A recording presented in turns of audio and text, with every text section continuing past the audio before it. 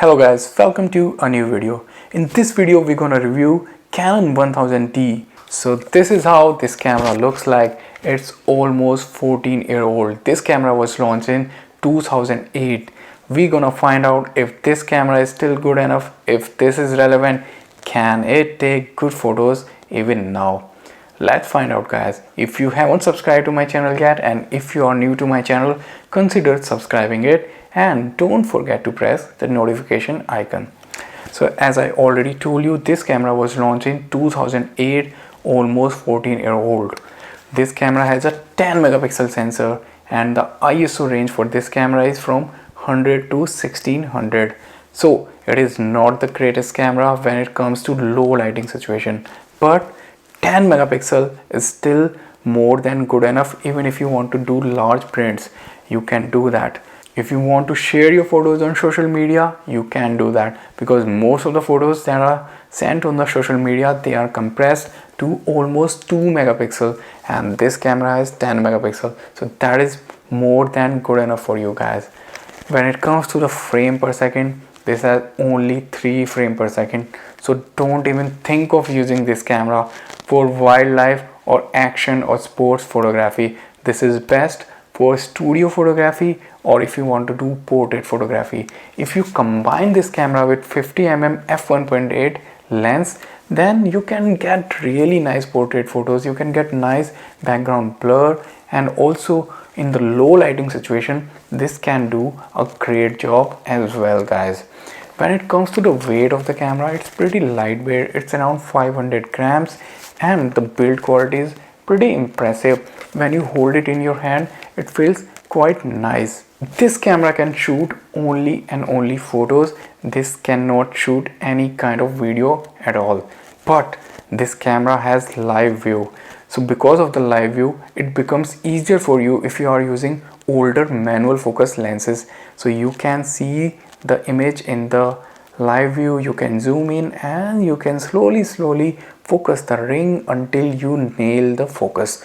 So it's a good camera, because many of the cameras which do not shoot videos do not even have live view. For example, Nikon 3000D, Canon 400D, Canon 450D, they do not do video, but they also do not have any live view. So that is one really good feature that I love about this camera. This camera has 7 autofocus points and the autofocus is pretty good for the photography. It does the job, but in low lighting situation, the focus struggles a bit actually. But if you are shooting in good lighting condition, if you are using single autofocus or one shot AF, it does the job. You are able to nail the focus most of the time. And in terms of dynamic range, this has only 10.9 EV, which is very low. So this is not a great camera when you want to do like landscape photos where you have a lot of bright areas and also a lot of dark areas. So now I'm gonna put onto the screen some of the photos that I've taken with this camera.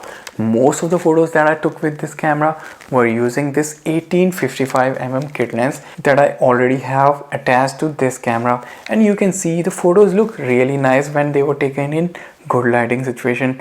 Many of these photos were taken in low lighting situation and you can clearly see the difference. In the low light, this camera struggles a lot. It does a lot of noise, a lot of grainy image. But if you have a flash, if you want to use some external lighting, then you can get great results even with this camera. Like if you want to use this in studio and you have ample amount of light, or if you are using it in the sun or in the evening when the sun is setting, you can get stunning photos with this camera. The colors and the contrast and the overall picture quality looks really nice and impressive in the photos when I had really good lighting condition.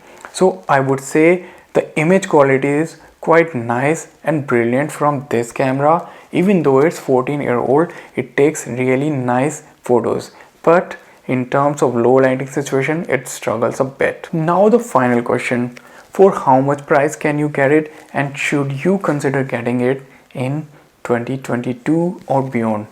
I got this camera for just $60, which is such a good bargain price for this camera. I got it along with the kit lens, and if you can get this camera for 50 or 60 USD, that would be such a good price, because even with this camera you can still do photography.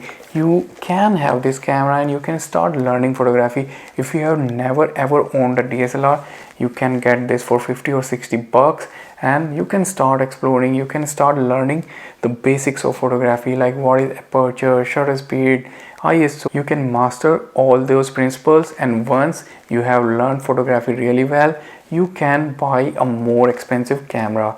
But for learning photography, this camera is really good. It is really easy to use camera and you can get good results with this camera as well. So if you are a beginner, you have never owned a DSLR, you don't want to spend too much into a camera, and you want a camera using which you can take photos for your friends, for your Instagram, for your Facebook, this camera can be a very good choice. So overall, you can still get good results with this camera even in 2022. But if you want a camera that can also shoot video, then maybe you should try to buy Canon 1200D or Canon 1300D, because they can also make full HD videos. But if you need something just for photography, you never shoot video, maybe you shoot your videos only using your mobile phone, then you can go for this camera. Alright guys, I hope you liked the video. If you liked it, like and share it, and subscribe to my channel as well, and you can also check out other videos on my channel as well.